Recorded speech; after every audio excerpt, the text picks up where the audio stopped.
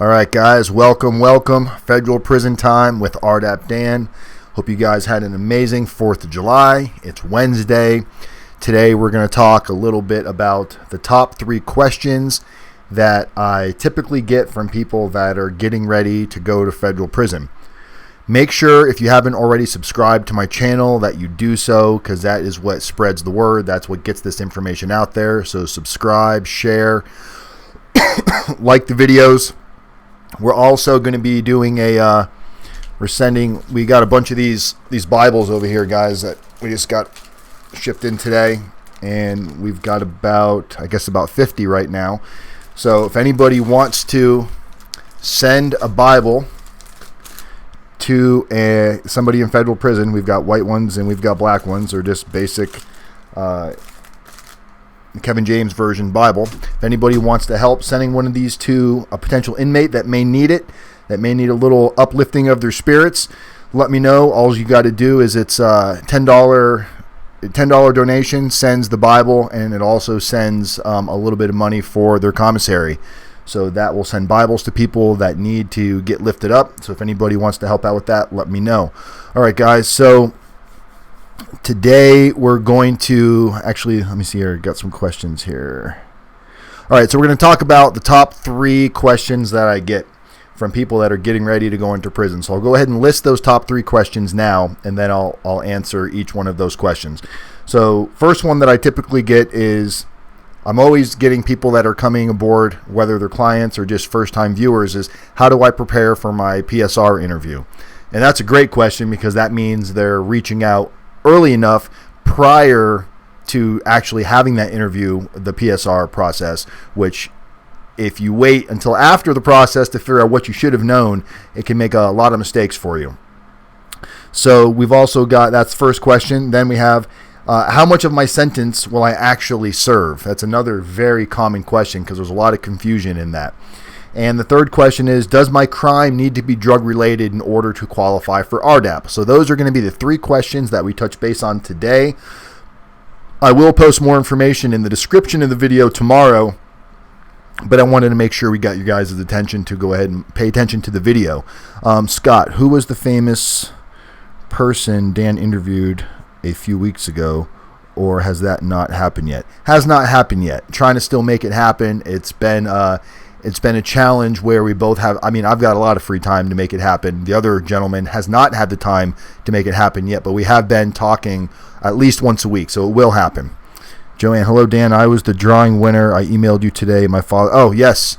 And I didn't get a chance to get back to you today. It's been a little hectic getting over 4th of July and it feels like it's a Monday, honestly, today. So I will email you either tonight or tomorrow, and we'll discuss what you emailed me. We'll talk about that a little bit further. I am interested in talking to you.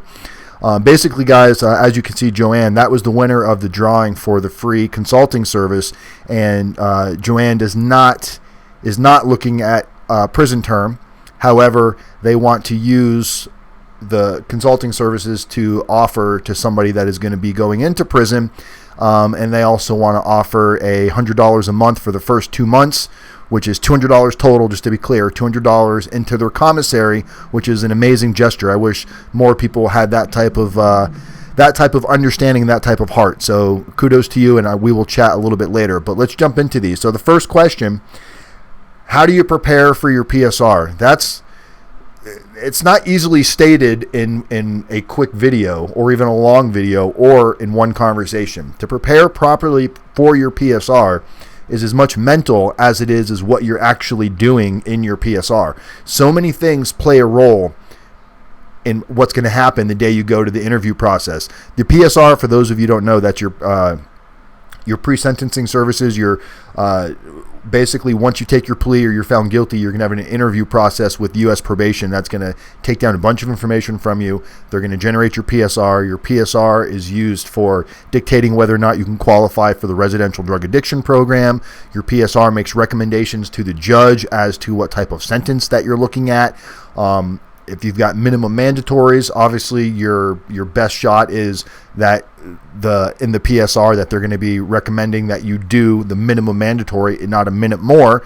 But if you do not have a minimum mandatory, in a lot of cases we've seen U.S. probation officers put into the PSR requesting even things like probation. Even when your guideline range is higher than probation, you're seeing probation officers asking for this in a request to the judge when they're making the recommendation. And all of that happens based on what you do prior to the day of going into your interview.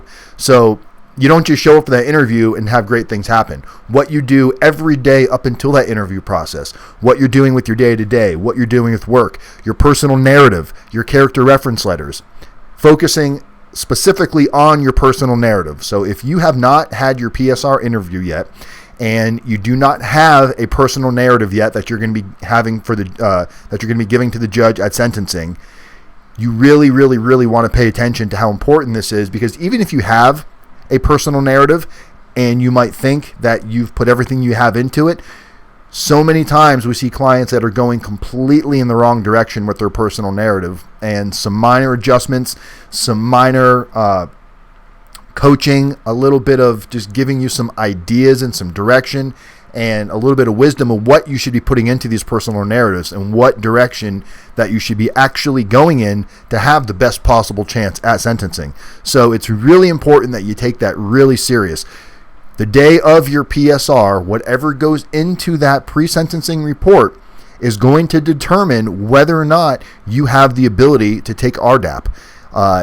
If the information is not in there, we're talking about the time your substance abuse started, when it ended, what type of substance abuse you had, how frequent, how non-frequent, how many days. They're going to drill you with questions. And if your answers, I'm not going to say are not correct, but if your answers are not what it needs to say, you can kick yourself out of the potential of taking RDAP. And a lot of times that happens from people being a little timid to be completely forthcoming during that process. They get scared, they clam up, sometimes they forget what to say. They're afraid that it's going to maybe give them more time in prison if they're completely honest. So I'm telling you, if you're not sure, please pick up your phone, give me a call, give me a text, shoot me an email. We can talk about it, make sure you have a clear understanding. Personal narrative is one of the most important things going through the process, and preparing for that PSR is the only way you're going to have a good chance with a good PSR. The PSR in this industry and in this world is known as it's like the prison Bible, because it dictates so many different things that you do. Clearly, it's not going to replace the actual Bible, but they reference it as the prison Bible because the information in there is more important than most people have any idea. If you're putting all of your trust in your attorney and you're thinking that the judge is going to see that you're a good guy and he's not going to sentence you to prison because only bad people go to prison, I'm telling you, you need to get that thought out of your head and pick up your phone, and we need to chat, because really good people go to prison every single day. People make bad mistakes, they make decisions, they make choices. It may not be who you are, but that one poor choice or that series of poor choices more than likely is going to lead most of you into federal prison if you're watching these videos right now. So PSR, super important. We can talk about that later. You can give me a call, a text. If you've got questions about the PSR, post them in the comment of this video. You can post them in the chat as well if you want questions right now, but please put comments and stuff in the video. If you find this video useful, put comments in there, because that's what shares information with other people that come to this video later on after the live stream. Second question: how much of my sentence will I actually serve? Okay, so this question is asked all the time because for some reason there's a lot of confusion. I don't know if the information is just not accurate or if it's not easily obtainable going through the BOP's website. 85% is what you're going to serve within the BOP system, and that includes halfway house time. Halfway house is part of that 85%. So that doesn't include RDAP. RDAP, if you take RDAP and you finish RDAP, you can have anywhere from 6 to 12 months reduced off of your sentence. So you're not going to have to serve that time because it's coming off of your sentence. It's not like halfway house, where if you get 6 to 12 months halfway house, even though you're not serving that in prison, you're still serving it within the BOP. So 85%. So the way you want to do that, for those of you that are not going to be looking at RDAP, or RDAP's not in your future, all you need to do is take the amount of months that you're looking at. So say 60 months times that times 0.85%. That's how much time you're going to serve within the BOP. Now, you might serve 3 months, 6 months, 9 months, 12 months in the federal halfway house, but that's still going to be considered BOP, even home confinement. is considered part of the BOP time that you're serving.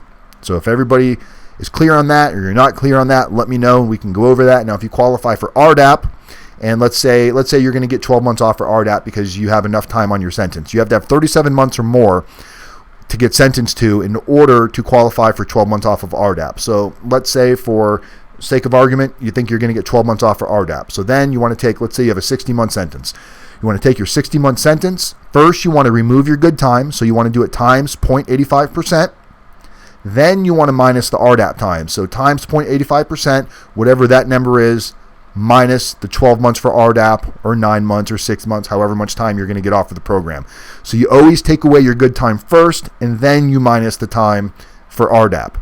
And then you'll come in with your halfway house time, and then you can figure out how much time you'll actually spend in the actual prison versus halfway house and home confinement. These questions are asked all of the time, and you would think it would be easier to see that. I thought you could get a year off with RDAP if your sentence is more than 5 years, regardless. Well, Vlad, what happens is it's not so much, okay, you have to have, when they say you have to have 37 months or more to get the year off for RDAP. That means entering the program. So let's say you got sentenced to 60 months, but for some reason you didn't get into the program in time, or you're at a facility that didn't have the program. If you get to a prison that offers RDAP, but you don't have 37 months or more left on your sentence when you get into the program, regardless of how much time you already served, if you do not have 37 months or more on your sentence, you will not get the year off. At that point, you'd only get 9 months off. 24 months is the max. So let's say you were sentenced to 60 months, but you didn't get in the program in time. You got in trouble, or you're at the wrong prison, or you sat in county jail for a long time. A lot of you aren't always going to go get to self-surrender. The day of sentencing, you might get taken into custody, or some of you may have been sitting in county jail forever waiting for your case. That time that you're sitting in county jail, the clock starts then. So let's say you got sentenced to, say, 40 months, but you already spent like a year in jail. Now you're down to, you're under 37 months now. And even though the judge sentenced you to 40 months, because you've already spent so much time in county in a place where you couldn't take RDAP, now you've missed the boat. You can't get into RDAP. And that's another huge misconception. So that was a very good question, Vlad, because I get it all the time. People are like, well, I'm sentenced to 37 months. I'm guaranteed the year off. Well, not necessarily, because even if you land at the prison that offers RDAP, you got to remember, RDAP classes don't start every day. Most RDAP classes only start every 60 to 90 days in most prisons. Like where I was at Coleman Low in Florida, it was every 90 days that the class started. So if you got sentenced to exactly 37 months and you got to the prison and they just started a class, they're not going to put you into a class that already started. You have to be there the day the class starts. And if you're not in that class the day it starts, you got to wait 90 more days. That could kick you out of that window for the 12 months and move you into the 9-month mark. I barely made it in for the year off. I scraped in. I was sentenced to 42 months, but I had issues when I got to prison. I had a detainer, an open detainer, which was basically an open case out of another state, which I didn't know about. I had to get that taken care of before you can enter RDAP. If you have any open charges, any open cases, they call them detainers. If you have anything like that, warrants, that will stop you. It will stop you from going to a camp. It will stop you from taking RDAP, and it will stop you from going into the halfway house. Now, if you get it taken care of while you're in prison, you can then pick up where you left off and go. But if you don't get that stuff taken care of while you're there, it prevents you from anything. Because part of RDAP is going to the halfway house, because you have, after you finish RDAP, then you have 6 months of what's called TDAP, transition, which is that time is while you're in the halfway house, you have to continue taking classes. So if they can't send you to the halfway house because you have a detainer, you can't technically graduate RDAP, so that disqualifies you from RDAP. There's a lot of unknowns for people that don't know this world. There's a lot of other prison consultants out there that haven't taken the program, and they just kind of go off of hearsay. So you got to be real careful with that information. I've been through every situation you can imagine when it comes to getting to prison, trying to get into these programs, maximizing my time, maximizing my halfway house time, and I fought tooth and nail every inch of the way. Nothing was an easy laydown. It took a lot of energy, it took a lot of faith, it took a lot of praying, it took a lot of talking to God, it took a lot of action. It took a lot of getting on the phone and not ever giving up. But I was able to take my 42-month sentence and turn it into spending actually 13 months inside of prison and 11 months in a federal halfway house and 6 months of that, or 4 months of that, on home confinement. So things can be done, but you can't just sit around and wait for them to happen. So how much of your sentence will you actually serve? There's so many moving parts to that if you're not sure, like I've got a client right now or he's not a client, he's somebody that follows us that's in prison, went to a low, should have went to a camp, is trying to get into RDAP, just found out he's got a couple warrants out there for like BS stuff. Younger guy, had an unpaid ticket that he forgot about, there was a warrant out for it, or a failure to appear in court, something similar to that, and he can't get it taken care of. He's having a hell of a time getting it taken care of, and meanwhile, time is ticking away for him to get into the RDAP program. Luckily, he's got enough time on his sentence to where, as long as he gets it fixed in the next 7-8 months, he can probably still have time to get into the program. So guys, take it serious. Take it serious. Not to get too off subject, but I've done videos before on there's key characters, key roles throughout this journey, and you have to know everybody's role. You've got the judge, who's used to sentencing people to prison, has no heart of stone, doesn't have sympathy. You're not going to connect with him on any kind of a human emotion level. You're not going to get him to feel sorry for you. His job is to put bad people away, and the prosecution builds you as a bad person, so you really have very little pull with the judge. That's why the character reference and the personal narrative letters that we help you with are so important, because that is the only shot you have to show the judge that you're actually taking accountability in a way that he's not used to seeing. Secondly, you've got the prosecutor. You got to get this notion out of your head that the prosecutor, the judge is going to see that you're a good guy or a good woman and you don't typically do these things, and they're going to realize that, and they're not going to send you to prison because all of a sudden they're going to realize that you're not a bad person. That's not going to happen. The prosecutor has one job: prosecute. He wants to someday become a judge. He wants to someday have his own law firm, and he wants to make the big money. He's not going to do that if he's all of a sudden goes soft and go, oh, you know what? Vlad's actually a really nice guy. I don't think he deserves prison. It's not going to happen. So you've got the judge who doesn't want to hear it. You've got the prosecutor who doesn't want to hear anything good, just wants to paint the bad picture. Then you've got your U.S. probation officer, the one that does your pre-sentence report, not the one on pretrial. But once you take your plea or found guilty, you've got your U.S. probation officer who's going to go through that PSR. Their job is to lay out what the prosecution wants, give it out to the judge with a recommendation in there, and usually it's an arm's length transaction. It's an extension of the court system. So they're not in your corner either. So that's why your personal narrative becomes extra important, because if your personal narrative is done right and it's done on time, we can ask for that to be entered into your PSR. Not just given to the judge, but also entered into the PSR. So anybody that is now reviewing your PSR, the judge, the prosecutor, they're going to see this in there, and they're going to see the type of accountability that you're actually taking. That is when you can make a difference in your situation. So take that very serious. So you've got the judge, you've got the prosecutor, you've got the probation officer, and then next in line, you've got your attorney. Your attorney is basically the negotiator. More so the mouthpiece that takes the plea from prosecution and delivers it to you and hopes to God you accept the plea, because they know they're not prepared to go to trial. Most federal cases don't go to trial for that very reason, that it's very, very unlikely anyone's going to win in a federal indictment. So your attorney is just basically a mouthpiece handing it to you, hoping you take your plea. The last key person in the entire situation is you, the client. And unfortunately, most clients put too much faith, too much hope in the process, hoping that their attorney is just going to make a miracle happen, hoping that the judge is just going to see they're a good person, and they're not willing to ask the right questions. They're not really willing to push their attorneys and hold them accountable. You want to see an attorney become a good attorney? Hold them accountable and make them work, because what it's going to do is it's going to frustrate them, but it's going to make them a better attorney, because he's going to be getting questions from you that he's not used to getting. Most attorneys don't know anything about RDAP. Most attorneys don't know really what needs to go in the personal narrative. Most attorneys don't know the dangers of if you're going to end up in a medium prison where you have cooperation 5K1s, Rule 35s. They don't know the severity, what this could have on somebody. So having a prison consultant alongside your attorney can make an attorney a hell of a good attorney. That's all I'm going to really talk about that, because we want to move on to this last question here. So if you guys got any questions, post it in the comments and post it in the chat on here, and we will chat about that a little bit. Last question I get all of the time, and I've gotten this one a lot lately, is which made me want to do these questions, is this last one is, does my crime need to be drug related for me to qualify for the RDAP program? No. Does not matter I shouldn't say it doesn't matter. There's crimes that can disqualify you from RDAP, like violent crimes, hands-on sex offense crimes, like if you're actually, kidnapping or molestation.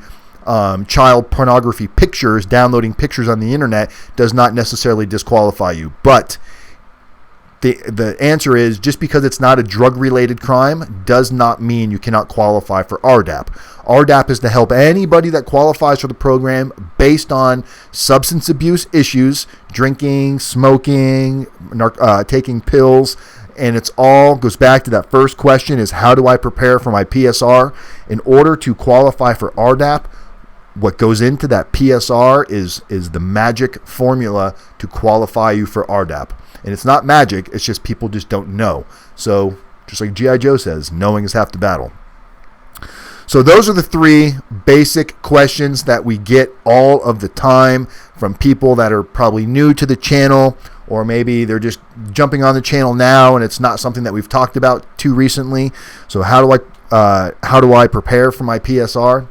The earlier, the better, guys. I can't stress that enough. The sooner you reach out and you start asking these questions and you start doing your homework and you start understanding the process yourself and not just relying on the attorney to give you that information. A good attorney will tell you, man, this is a little bit out of my realm of expertise. I don't focus a lot on this.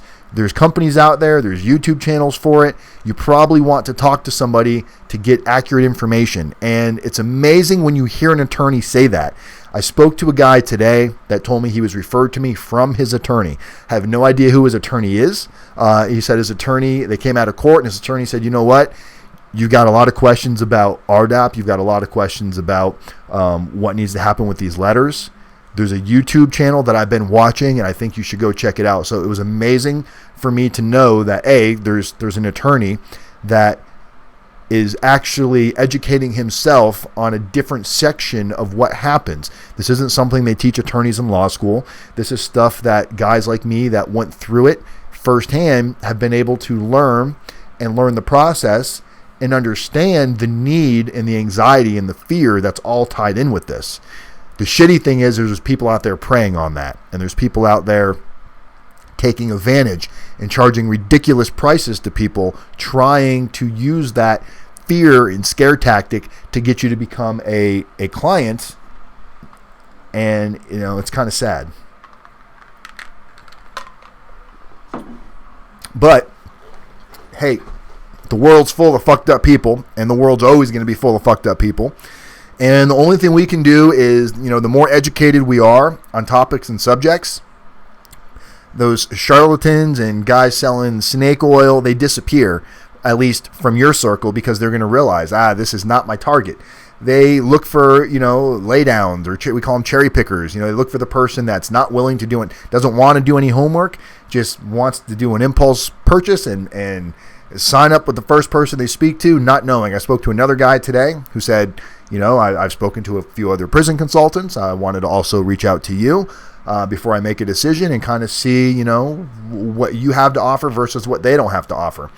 I can tell you, services, guys, it's giving you information on how to get into RDAP and telling you what needs to go into your PSR and helping with letters and explaining what you can do for additional halfway house and helping you reduce some of the anxiety. It's not rocket science, but it's what the follow through is. It's are they going to answer your phone calls late at night when it's not like a 9 to 5 type of a job.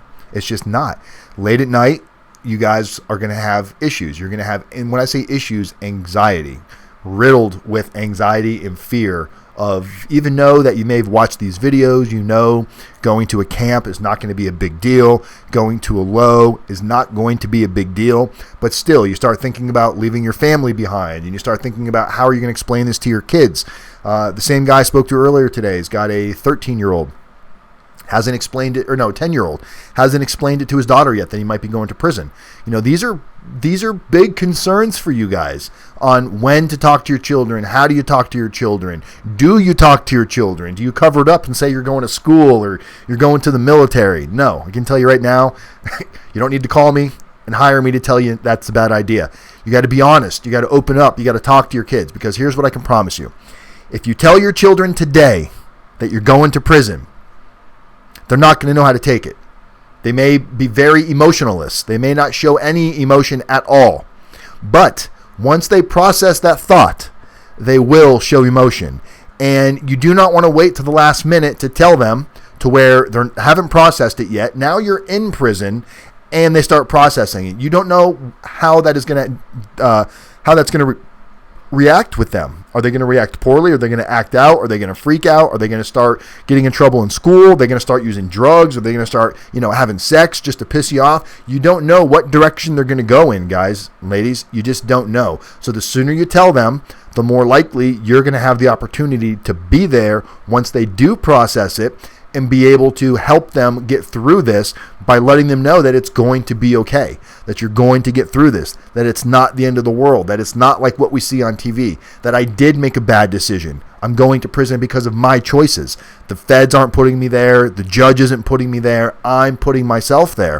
And when you break this down to your child the right way over and over and over again, without making them feel bad or trying to make them feel guilty in any type of way, you've got to be able to do this very selfishlessness. Selfishlessness? Is that a word? I don't know. So, Dan still helps me today. Even when I ask him questions, I need answers. Hunter Moore, welcome, my man. Guys, that's the one thing that... Hey, Johnny, what's up, bud? Just saw you. Will, what's going on, Will? Will Townsend in the house. All right, I got everybody here tonight. Good to see you guys. It's... half of you are clients, the other half aren't. But the one thing that you guys all know is whether you're my paid client or you're somebody that has been following me for a long enough time, I take your guys' calls and your emails and text messages. Not everybody needs to hire a prison consultant or coach, especially if you've gotten too far into it already and you've already done everything and you've already passed everything. Hey, Greasy.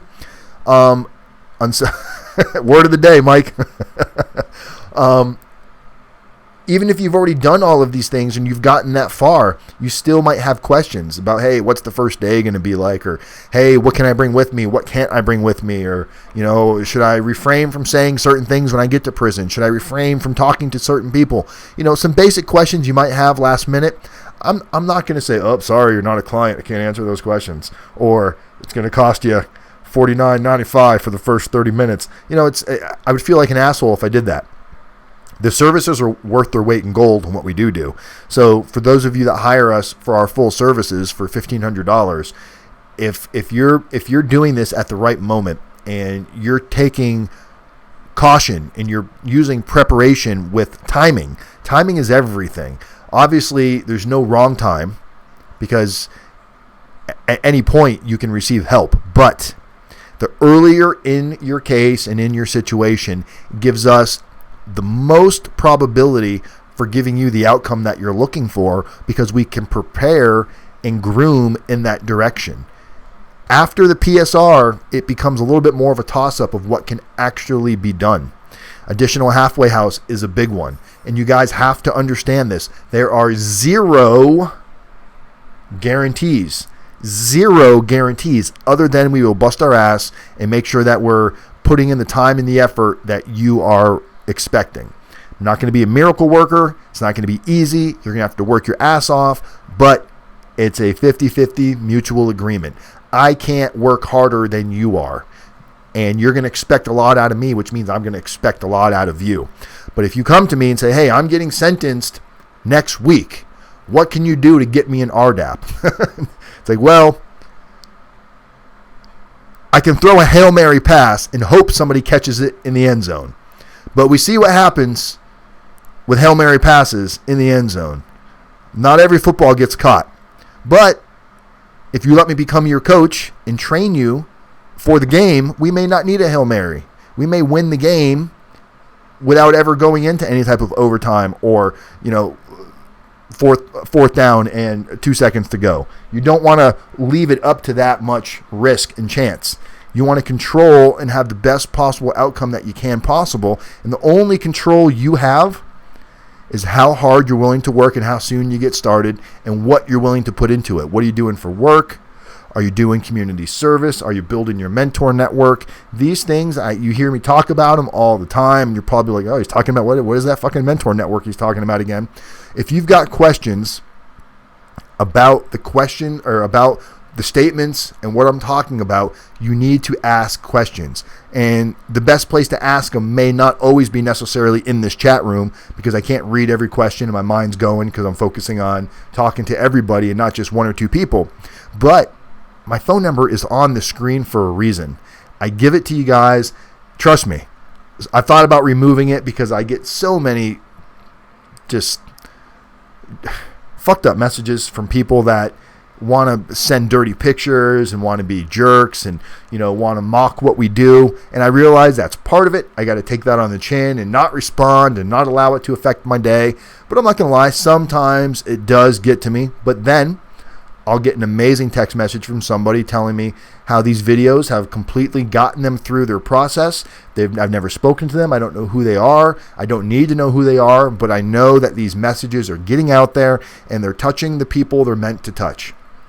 Those are the people that I put that phone number up for. I don't put it up there to get a-holes sending me dumb text messages at 3 in the morning because they've got nothing better to do and they have no idea what we even do. Does the judge look at how many hours a week you work or just you continually been employed? I wouldn't, Juan, obviously a judge can look at whatever he wants to look at, but typically they want to know that you're being productive with your time. If you've got a job that you're maintaining, they're not going to get up there and say, Juan works 28 hours a week. They're going to say Juan's holding a regular job. He's been doing community service. He's been reporting more than required to his probation officer. He's demonstrated responsibility and not just talking about it. He's gone out of his way to explain what he's doing to take responsibility. He's painted a picture of what that means. It's easy to say, I'm sorry, I did it, I won't do it again. Please give me probation, Your Honor. Please give me a second chance, Your Honor. My children are going to be left behind without me, Your Honor. They're not going to know how to be. I've never been away from my children, Your Honor. This is going to be really hard on them, Your Honor. My sick mother, Your Honor. That's the stuff you don't want to talk about.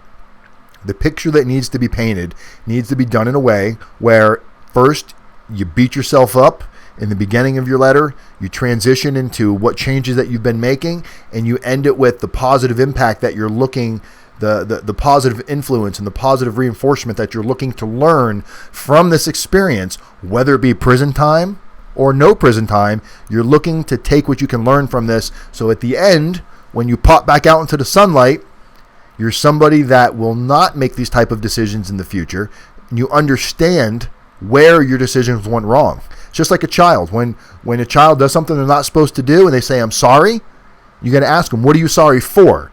If they can't explain what they're sorry for, they're not sorry. So when you put in your letters that you're sorry for what you did and you're sorry for the people you hurt, why are you sorry and what exactly did you do?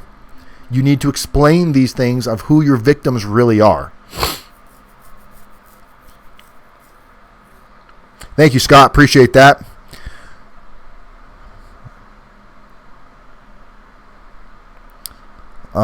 Juan, I'm hitting 28 to 35 hours per week and 25 hours plus community service on the weekends, Friday through Sunday, and NA meetings every day.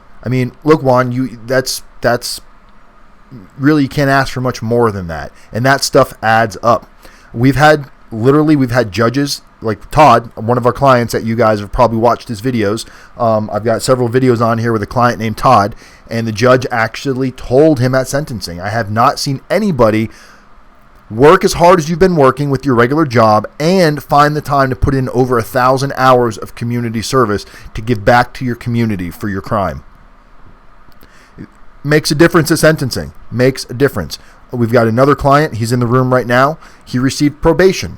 Thought for sure he was going to go to jail. Received probation. State case. thought 100% he was getting jail time, prison time, and prosecution wanted prison time. His attorney told him there is no other option other than prison time.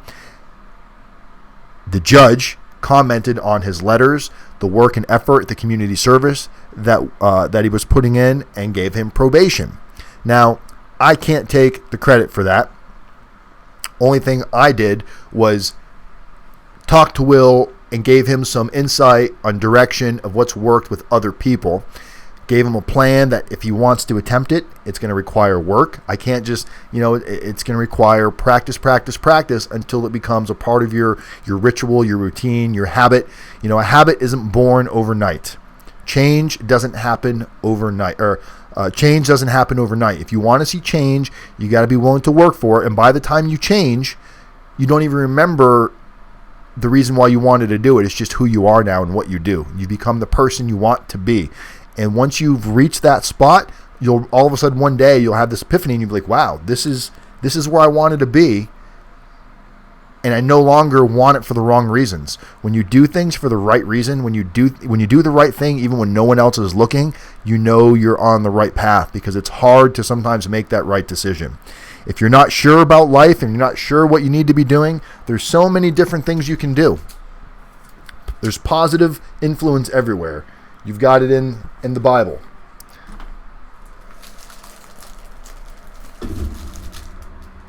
You've got it with Tony Robbins. You've got it with other YouTubers like Win with Zach. You guys have heard me talk about him several times. I've sent a lot of you over to his channel, not because I don't want you guys to watch my channel, but I want you guys to overload your brain with positivity, because positivity is half the battle and what's going to require you to get up and make that decision to do something. How many of you right now have something that you should have been doing today, yesterday, the day before, and you're not doing it because you keep putting it off? Something little that's not that big of a deal, but the stress and the conflict that it's causing in your mind, it's creating anxiety because you haven't done it yet and you know you need to do it. And the minute you just do it, you feel better. So on top of all of this anxiety you have because you're going to prison, now you've also got anxiety and stress on things that you're supposed to be taking care of, making sure you've got your social security card, making sure you got your birth certificate, making sure you don't have any open charges, any open detainers, any open warrants, any open cases anywhere. Making sure your family is situated, understands what's going on. A lot of you need to talk to your children or talk to your parents or tell people about your situation that you might be going to prison, and you're fearing having those conversations. There's so many things that we need to do every day that we don't do, that we say, and we justify it by saying, I'll do it in 20 minutes. I'll do it tomorrow. And then tomorrow comes and that same fucking song comes on your head again, and you keep putting it off. And then you'll lay there at night and you'll go, oh, I forgot to do this. I should have did this. I'll do it tomorrow. And that's how you calm yourself temporarily. And then it keeps building and building and building. And then all of a sudden you snap and you do it and you feel better. And you're like, why didn't I just do it to begin with? And it could be anything. Could be anything. Showing up to work early on time, ironing your clothes the night before you go to bed. I mean, it doesn't matter what it is. Checking in with probation before the last minute. I'm guilty of that today. I have to check in with my probation officer once a month. I got to send him an email. I don't have to go anywhere. I don't have to go piss in a cup anymore. I don't have to do anything ridiculous. All I have to do is send him an email saying, hey, nothing has changed. Hope everything is great. Got to fill out a little 2-page form, send it off to him, and I'm on my way till next month. And I forgot to do that, and I knew about it the last few days. And I kept saying, I got a couple days. Today, mid-thought, I was working on a client, mid-thought, all of a sudden I was like, oh, probation. I stopped what I'm doing and went into freak-out mode, getting it taken care of, making sure I had it in. Those are little things that we allow to cause conflict in our energy flowing properly. If you look at your energy as like an electrical current, and all this shit that we have in our minds, that's negativity, things that we haven't done, it's like little conduits that gets in the way, that breaks that electricity flow, and it's not going for a minute until you go in and remove it and get it going again. But when you're on fire, you are on fire. I got a lot done today. I treated it like a Monday. It was an exhausting day, but I couldn't wait to get on here and talk to you guys, because once that energy gets going, It's like I want to share it with you guys. And I've told you guys, once I feel that energy kind of dwindling away in the middle of a video, that's kind of when I want to cut the video off. Like we've been going 40 minutes right now, and it might as well have been 30 seconds, because when you're enjoying your moment and you're enjoying what you're talking about and you're giving something back, it feels really good. It's easy to take from people. But if you're going to take something, give something back. Just like if you're going to plan on going into RDAP. Don't expect to go into RDAP and just tap dance your way through it. RDAP is going to be one of the harder things that you've done. Nobody just breezes their way through RDAP. There's people that don't make it through RDAP. There's people that get kicked out of RDAP. There's people that quit RDAP. There's people that get recycled in RDAP. RDAP is not a walk in the park. I can tell you that firsthand. One of the hardest things I've ever done, and I don't say that lightly.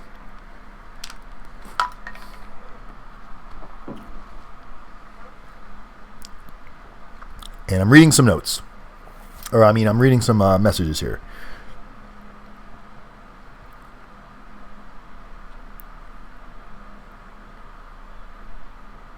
Downside is you won't get jacked from lifting weights and doing push-ups all day.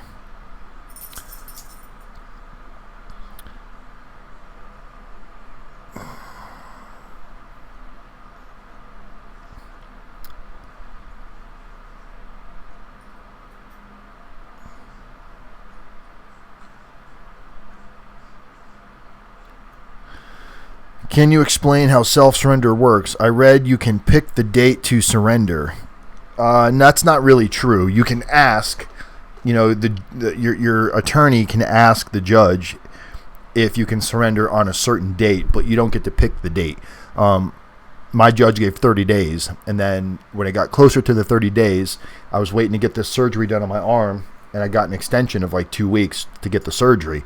But typically, you can ask for a specific date, and then it's up to the judge if he wants to grant it or not. But you can't ask for a date. I mean, you can ask for a date, but there's no guarantee that they're going to give you the date that you want. Some judges are just going to say, oh, you got 30 days to self-surrender, and this is the day you have to self-surrender by. And you don't know where you're going to go right away. It's going to take, usually you don't find out where you're going until about a week prior to when you have to self-surrender. You'll either get a letter from the U.S. Marshals, or you can contact your pretrial probation officer, and they should know by then where your designation is. You should definitely tell people in prison that your consultant wears makeup on. 100%.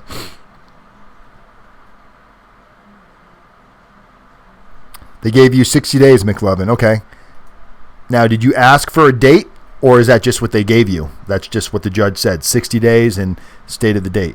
My attorney keeps saying they won't let me self-surrender. Scott, not everybody gets to self-surrender. Some judges aren't having it. But, again, that has a lot to do with what you've been doing and how hard you've been working. The other client, Todd, he had a judge notorious for nobody self-surrendering.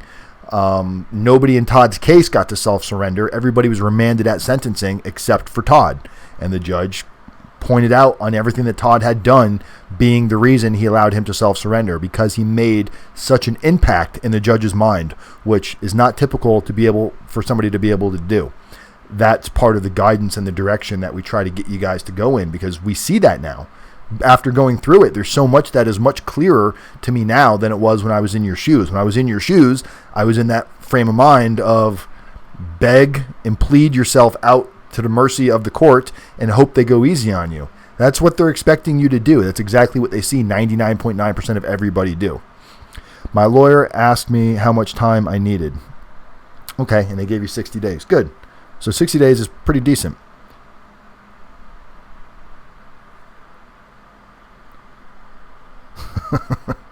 All right, and we've got the idiot in the room. All right, we'll put the idiot in timeout. I was thinking about wearing the same type of suit you wore, but it's not the best idea, huh? I do it too, but not sure. You're talking about the prison costume that I wore? Do we got Prison Dan over here? I think Prison Dan might be hiding down here somewhere. Let's see if we got him over here, guys. Prison Dan. Oh, there he is. I assume you're talking about this right here. We call this Prison Dan. Whenever sometimes people ask, can you bring Prison Dan out? This is what they're talking about. So I'm assuming you're talking about that. I would not recommend that personally. It worked out for me, and I wouldn't say it like helped me. It didn't get me anywhere. It just, I don't know. It was a dumb idea, but it could have went really badly. They could have put me in solitary confinement, thinking I'm crazy, wanting to watch me and monitor me for days or weeks or who knows, just as a punishment. So I wouldn't recommend it. But if you are going to do it, you might as well document it and have something to talk about later on. I was kind of making an ass out of myself when I did that. Just couldn't take the whole thing serious. Was in denial. Didn't know how to deal with it, so that was the way I dealt with it, was trying to just make fun of the whole situation. Everybody deals with pressure, and I didn't have something like this to tune to. I'm sure if I would have been talking to a prison consultant or a prison coach or somebody on YouTube that I related to, that was like, hey, it's probably not the best idea. It could go really badly, and the potential consequences did exist. I just got extremely lucky with how it ended. Yeah, guard's outfit probably would have been worse. Then, I don't know if they would have thought that was too funny. They didn't think that was funny at the time. They thought it was funny later, but they definitely did not laugh when I came in.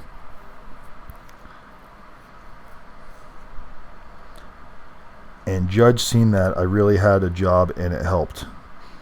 Yeah, look, guys, when you go in front of a judge, just because he's not giving you probation, he's still in his mind thinking, should I give you a lighter sentence? And if I do give you a lighter sentence, what are you likely to do with your life when you get back out? So if you're sitting at home playing Xbox all day, the judge he's going to be like, this guy needs to learn. He's going to learn today. And, you don't want to have that impact with the judge. What did I go to prison for? J Mart 55. I went to prison for conspiracy to distribute oxycodone. I worked at a doctor's office, and the doctor was over-prescribing pain medication, like a pill mill. The doctor was over-prescribing pain medication.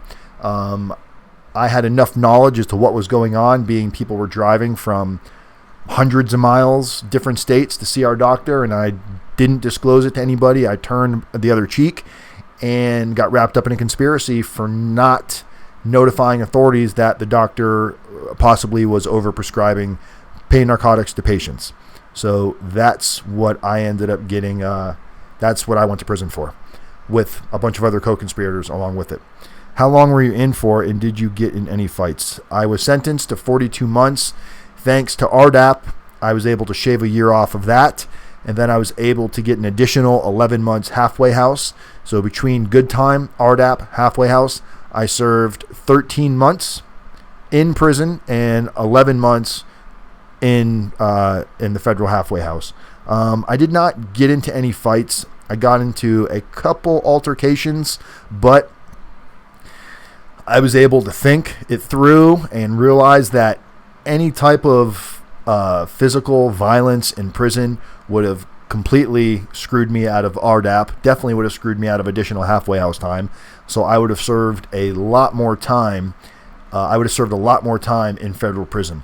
In a low and in a camp environment, guys, the only thing that's going to cause you to fight is going to be your own ego. You're not going to get checked by your own people. If somebody comes up to you and tries you or steps up to you, whatever you want to call it, if you decide to walk away from it, there's not going to be repercussions for that. Where now if I was in a medium or a pen, and because it just so happened to be, a guy of another race. So if a guy of another race came up to me in a medium or a pen and I didn't hold my ground, then I would have to not only worry about, that repercussion, but I'd also have to worry about people from my own race coming after me for not representing the white pride or whatever the fuck they want to call it in there. So luckily I was in a spot where I didn't have to follow any kind of silly political views of how prisons run their shit in mediums and pens. So no, I was able to stay away from violence. Wasn't looking for any fights, wasn't looking for trouble. And a couple of altercations I almost got into, they were completely, one was on the handball court. I accidentally hit somebody on the other court with the handball. I just hit the handball and it went wrong and it popped off my wrist and it smacked the guy in the face. And he didn't want to do anything either, but a bunch of people were egging it on. And you know how it is. You watch these stupid fights on Facebook and YouTube. It's usually a bunch of people around it that are like stirring the pot and making it more difficult for everybody involved. And that's what was happening. People were just, I just walked away. I was like, sorry, I didn't mean to hit you in the face with a racquetball. I got upset for a minute because he was really upset and really talking a lot of trash. But he was an older guy, and I just didn't need the headache. And just went back to my dorm, laid down. Actually, I think I picked up my Tony Robbins book and just thought about it and thought, man, right now I could be sitting in the SHU. I could be sitting in the lieutenant's office. I could be getting sent. I probably would have been sent to the medium on top of it for fighting. So all kinds of bad shit would have come from what? Popping out my chest and showing that I can take a punch or give a punch. Just not fucking worth it. Did you get beat up then or jump? No, I didn't get beat up. Is the doctor in jail now? Yep, the doctor, he got offered the same plea. He got offered a same cap of 60 months, would have been his worst case scenario. He turned down the plea and went to trial and got his ass handed to him at trial and got sentenced to 11 years. He was looking at 15 or 20, and the judge downward departed to 11. So considering what he chose, he didn't get that bad of a deal. The other doctor got sentenced to 42 months and just got out. He didn't have RDAP. What's up, Mayor? Dan went to prison because he used to work in a pill mill. Yep. Dan is the dude. He turned his life around and helps others now. All right, Mayor.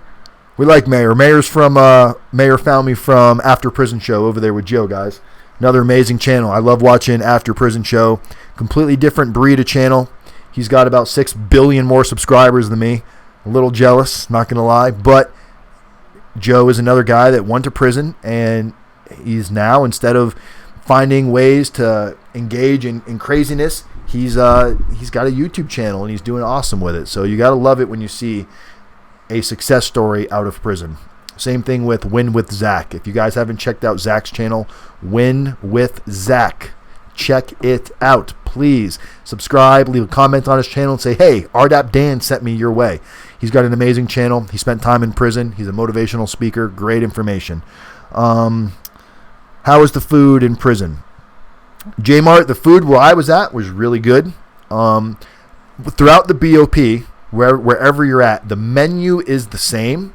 Like whatever day is hamburger day, chicken day, whatever those days are the same throughout the system. But it's like Papa John's. They don't all use the same ingredients. They have different budgets for their food budget. So even though it's hamburger day, they might buy shittier meat, less meat, burn them more. The cooks aren't as good, whatever it is. We had what I considered to be decent food, and I'm definitely enjoying my food. But I've been talking to a lot of clients that are at other prisons, and they're telling me that the food is horrible. Now, they just may think prison food, no matter how hard somebody works at it, is never, it's not going to be mom or dad's cooking. It's not going to be 5-star restaurant quality, but I would say it had a Denny's quality to it. And Denny's is probably not the worst thing. We've all been at Denny's at 2 a.m. Come on, if you haven't been at Denny's at 2 a.m., you haven't lived life. And if you don't have a Denny's, I'm sure you got something, an IHOP, a Denny's, whatever else is out there, a Shoney's, something out there that's like a Denny's. But we've all been there at 2 a.m. Papa John's doesn't use the same ingredients. There you go. It's like Papa John's, my man. But yeah, prison food for me was good. Commissary had great variety. I didn't eat a whole lot of the prison food because a lot of it, even though it didn't taste bad, it was a lot of like rice, a lot of pasta, a lot of heavy carbs, and I was definitely on like my physical fitness. I was getting prison fit. Have you guys seen the back of my shirt? These are the shirts that if anybody wants a shirt, let me know. I don't think I've showed you guys the back of the shirts yet.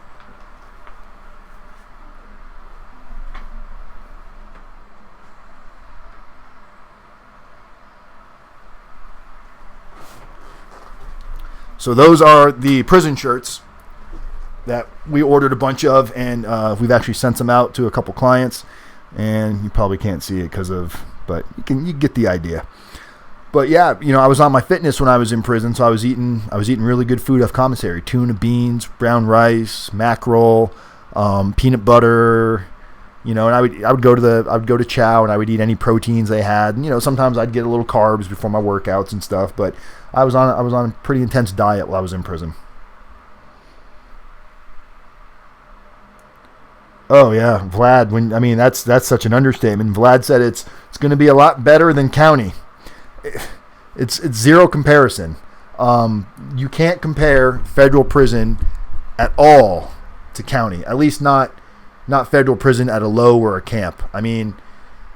County food was probably the worst food I've ever had in my entire life, to the point where, like, I don't know what I was eating when I was in county waiting. I was eating supposed to be a hamburger or meatloaf or something. They called it mystery meat. I didn't even know what kind of meat it was. And it looked like it had a bubble in it of something. And I thought it was just meat. When I bit into it, it released air into my mouth. And I immediately, like, got all choked up and gagging. And people saw it happen. And there had been people in county so long, so hungry, they took it off of, I gave it to them. They didn't take it from me. They took the fucking mystery meat full of gross gas and ate it. So those guys that spend time in county, God fucking bless you, man. And I apologize for using the Lord's name in vain like that, but man, oh, he's back. Dan is an old pervert. Oh, Madden Canada. There's always one, right? We've always, what do we call those guys? Trolls? Or no, is it trolls from South Park? I forgot what they call them. I guess trolls. Trolling the internet, just stirring up trouble. I guess we'll leave Madden Canada in here for a while to keep you guys entertained. What's your thoughts on the prison industry complex in general? I never went to jail or prison, but I'm in school studying to become a psychiatrist and would like to advocate for prisoners. Big business or no? Yes, very big business. They get paid. I don't know the numbers. I've looked them up before, but there's big money that goes into locking up people. There's no other reason to lock up non-violent criminals.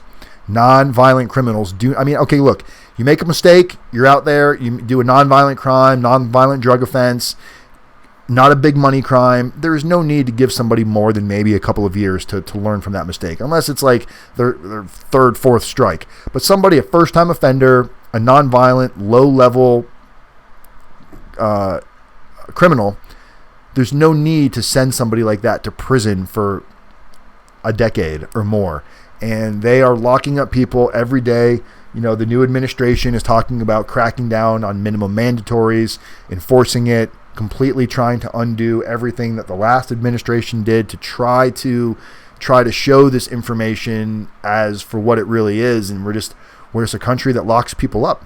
And that's what you guys are coming to find out now. And that's why it's so hard for you to wrap your mind around going, you really do believe that the judge is going to see you're a good person and he's going to understand that. No, it is big business. You are just a small hiccup in the way. They're not going to think twice of you. They've sold their soul to the devil. Whatever it is, you're likely to get hammered as if it were your third or fourth strike, unless you can really present yourself and go above and beyond what your attorney and what everybody else is doing for you.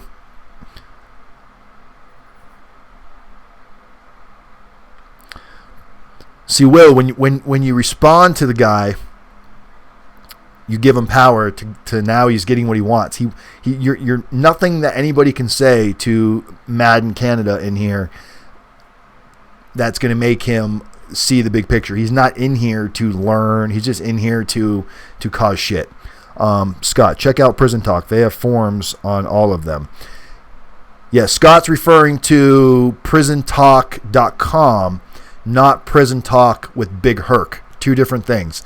There's prisontalk.com, which is an amazing forum that gives great information, great insight to basically millions of questions that people have. And the site's been around. I've actually spoken to the owner a couple of times now from Prison Talk, and we're considering doing some things together as well, a little cross promotion, helping each other out, because we're both in the same venue. We had the same goals, but different approaches. So it'd be great to work with somebody like him as well.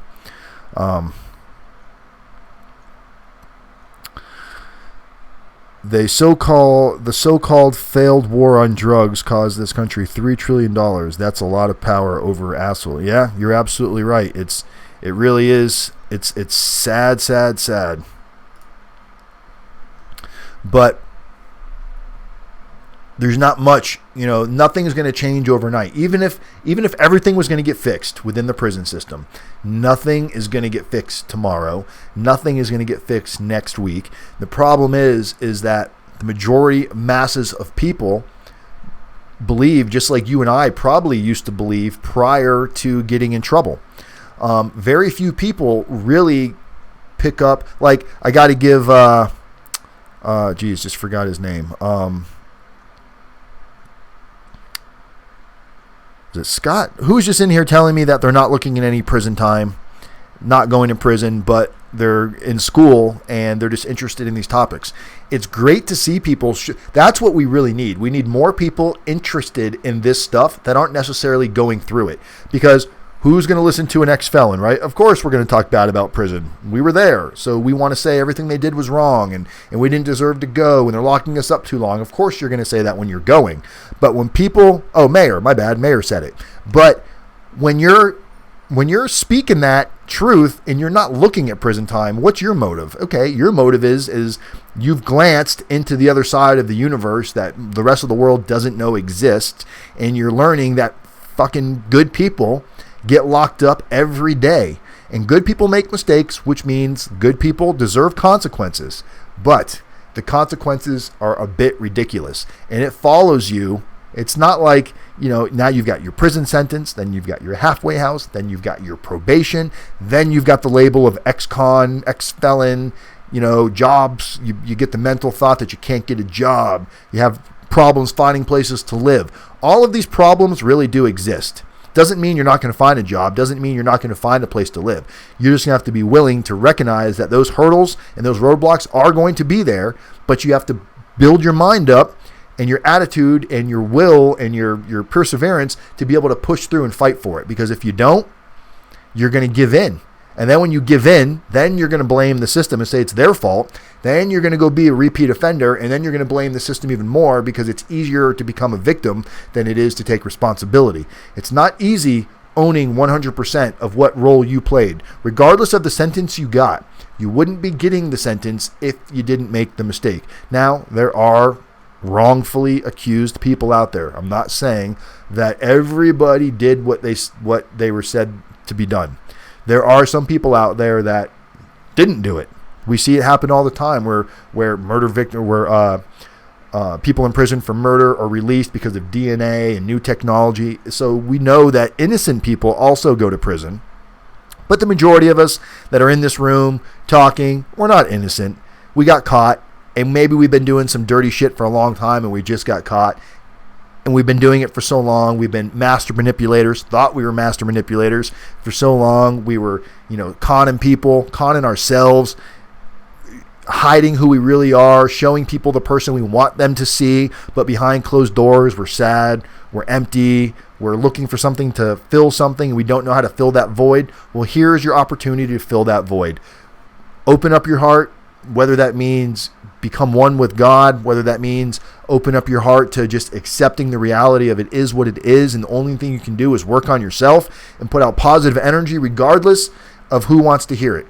You might have so many good things to say, and you're out there saying in the world, and nobody wants to hear shit, but one or two people might get something from it. And that's what your reason. You don't know who's going to need the help. You don't know where the help's going to come from, and you don't know who's going to receive the help. When I make these videos, I don't know who's going to. Now, I have, of course, a few people that I talk to on a regular basis, and I know they're getting something from it because they tell me on a regular basis. But once in a while, I'll get a message or a text from somebody that I have no idea who they are, and the connection that they have with what I'm talking about, it's so powerful and so real that it's why I do what I do. Because when somebody feels like they are touched that way, and they feel like they have whatever it is they need to push forward and not decide to run, not decide to commit suicide. You guys have no idea how many times I talk to people, and I do understand a lot of it's just talk. A lot of people that talk about committing suicide maybe have no intentions of ever doing it. But the fact that they tell me, prior to talking to you and prior to seeing your videos, these dark thoughts were really consuming my mind about ending my life.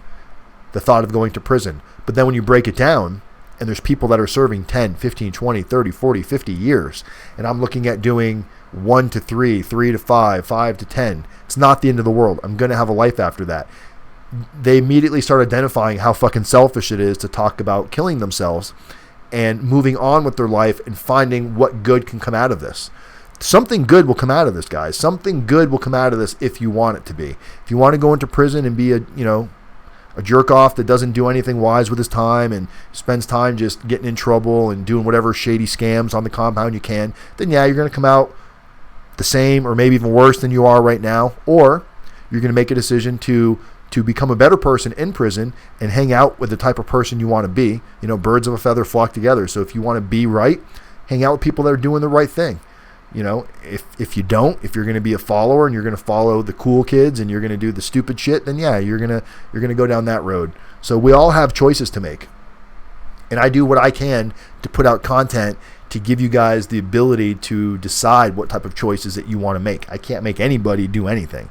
There's always going to be people out there that no matter what you say to them, they're not going to respond because they're just not willing.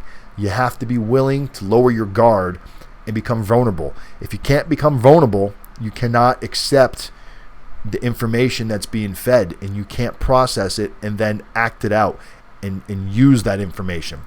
Giving you all these tools doesn't do you guys any good if you're not doing anything with them. I love what I do. I love helping people prepare to go to federal prison. I love the fact that day by day we are causing other prison consultants to slowly either reduce their fees or start disappearing out of the industry. That's really the only choice they're going to make, because what will happen is as soon as one other prison consultant drops his fees, now there's two of us in the industry that are offering fair prices to make sure everybody has the ability to get the help that they're seeking. It's going to, once options become available, that guy out there that's charging the diamond price package for the, as much as a brand new fucking car, the guy's not going to be able to do that. No matter how much money the person has, they're going to realize that it's not worth $15,000 when somebody else is doing it for $1,500. So just wanted to talk about that a little bit. Let's lock them up mentally is still the thing to do for scumbag prosecutors. I mean, and nothing, and Vlad, it's like we can talk about that. You have to rehabilitate yourself because rehabilitation is dead. It's all about difference. Now, look, there is rehabilitation in prison, 100%. They're not going to make you do it, though. It's all optional. There's NA, there's AA, there's RDAP, there's non-residential programs. So, like, for example, let's say you're somebody trying to get into RDAP and you don't have enough information in your PSR.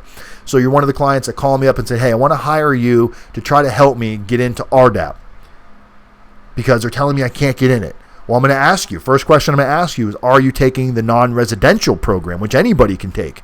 Well, no, because they don't give any time off. Okay, well, what do you think the prison's going to say when they're like, if you really have an addiction problem, but you're not doing anything about it with the classes you can take, why should we even consider giving you RDAP? So these are things that you got to think about. You got to be making chess moves, guys. This whole thing is a master play. And every move you make might have a consequence, good or bad, 6 months, 7 months, a year from now. Taking these things now shows them that you're seeking help. So this is part of what we help you do when we, not everybody lands in the right prison. You might have everything you need in your PSR for RDAP, but fuck, you got sent to they accidentally designated you, or didn't accidentally, they designated you a prison that doesn't have RDAP. So what do? Do you just sit and wait to get transferred out? Or do you take your time and say, let me make sure they know that I'm serious about my addiction, and you engage in these programs that are at the prison you're at until they transfer you? It all makes a difference. You may think that it doesn't. You may think it goes unnoticed, but I'm telling you, we only need one person to see the effort. We only need one. And there's multiple people we can speak to within the BOP. We need one of them to see the effort and have a little bit of okay, I'm going to draw the penning for this guy and let him get what he needs to get because he's going through some kind of a process. He's making some sort of an attempt. Most people in prison don't make attempts. Hey, Crystal, what's going on? People were asking about you. For those of you, Crystal's now in the room. You can now say hi to Crystal. She made it for the last 30 seconds. What is the ideological difference between RDAP, AA, NA? RDAP is cognitive skill. It's more, okay, the residential drug addiction program, Mayor, doesn't have an actual whole lot to do with drugs and alcohol. It has more to do with choices, decision making, attitude, how you react when somebody says something you don't like, if somebody tells on you, how do you react, what kind of feedback you can give. It's considered inpatient because even though it's in prison, you're moved to a special housing unit in prison where you only live with people that are in this program. So you're around these people 24/7, where AA and NA is like an hour once a week or however many times you go. It's very less informal. It's just there's no meat. I'm not going to say there's no value to AA and NA, but that focuses more on I'm sober today, I'm focusing on today, where RDAP is a combination of alcohol and drugs, it's a combination of book work, and then it's also a combination of cognitive skills and understanding where what you thought was rational thinking maybe is really irrational, and understanding that if you can comprehend and admit that your rational thought process was really irrational, you can now start to undo that and become rational again. So there's a whole method behind what they do. It really is like being studied, and it's like a project, watching it unravel. It's a very rough program to go through.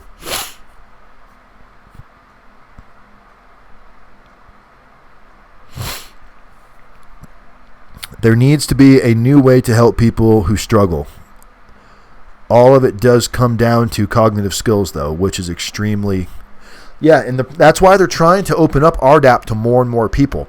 Right now, you can only get into it if you've got substance abuse, and it's got to be notated and specifically stated within date frames of certain dates within your PSR. That's why when we go back to what the whole topic of this live chat was on the top 3 questions that I regularly get when I talk about how do I prepare for my PSR, that is a big part of it. Everybody wants to have, look, there's nothing wrong with wanting to take RDAP for the year off, because what's going to happen is once you're in RDAP, you're going to grow and change, and you're going to get modified through the program. So even though your intentions right now are just to take it that's what my intentions were. When I was sitting at home on pretrial thinking about RDAP, I wasn't thinking about, I can't wait to go into RDAP and become a better person. I was like, I can't wait to get into RDAP to knock off a year off my sentence. That was my only interest. And that's almost everybody's interest for taking the program. But program takes hold of you. If you let the program do its job and you decide, hey, if I want to get through this program, I have to work the process and work the program, which means once you learn, you can't scam your way through it. You open up, you become vulnerable, and all of a sudden you start learning some shit about yourself that you didn't expect to learn. And before you know it, RDAP changes you forever if you let it.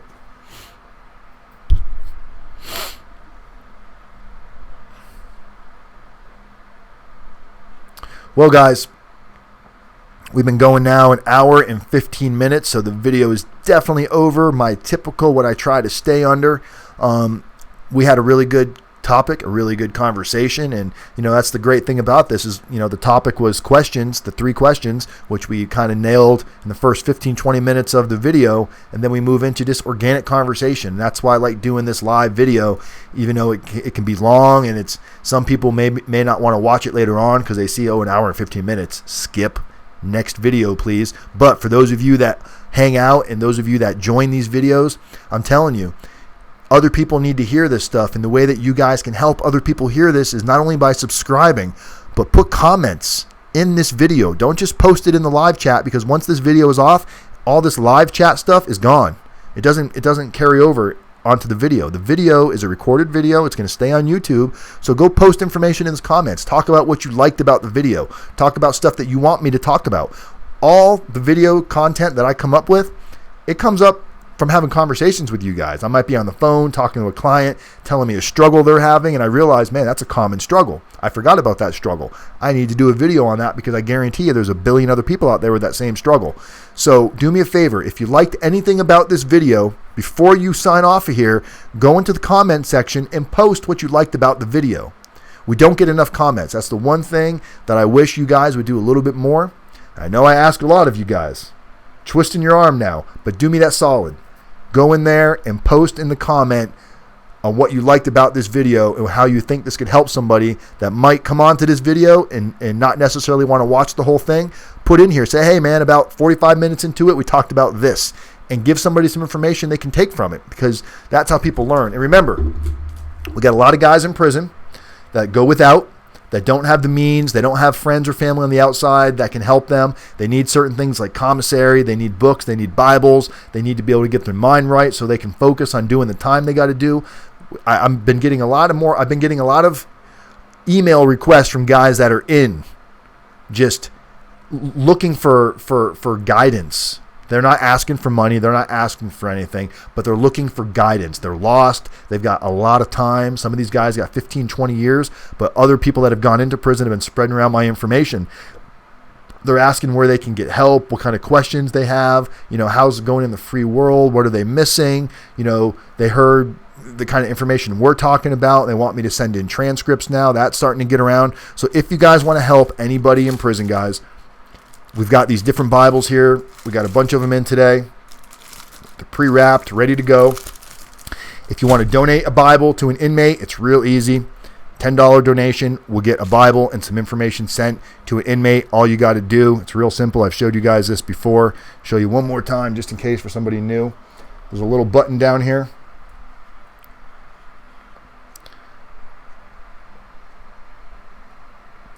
Click on that. Anything you feel comfortable donating, even if it's 2 people donating $5, that will still get a Bible sent out to somebody.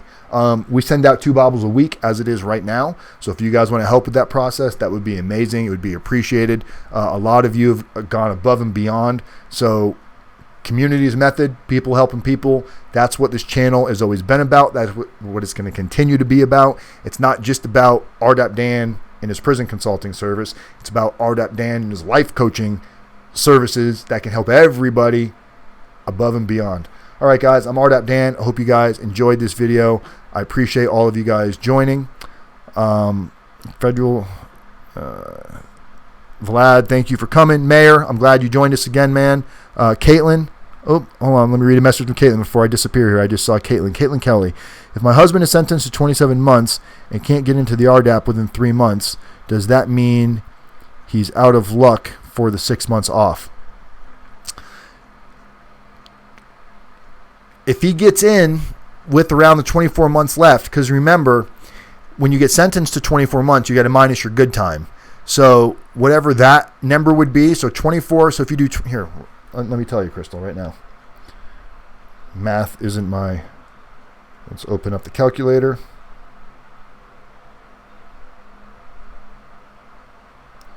So what'd you say? 20. So we're going to base it on 24 months. 24 months times 0.85. So he would need to enter into RDAP with 20.4 months left on his sentence. Because if the judge sentences him to 24 months, the good time's going to come off of that. So on 24 months, you're going to minus about 4 months automatically. So he would need to have 20 months actually left on his sentence when he goes into RDAP. So you said he got sentenced to 27 months. So 27 times 0.85. So 22 months. So he would, yes, 3 months. He would need to get into RDAP within the next 3 months to get any time off. If he doesn't get into RDAP within the next 3 months, he will not be guaranteed the 6 months off. So I hope that answers your question, and it may not be the information that that you're looking for, but hey, you're going to get real information here. Can you give RDAP mentoring to people? Sure. Crystal, I'm not sure what you mean by that, but absolutely. Anyway, guys, remember, do me a favor. Post your comments. Make sure you like this video. There's 15, 20 people in this room at one point. There should be 15 or 20 likes. Like the video. Post a comment on what you liked about the video, and let's keep this channel growing. All right, guys, I'm rdapdan. I love every single one of you. I will see you guys on Saturday, and we'll try to have something fun to talk about Saturday. So until then, keep it real, guys. rdapdan. Peace.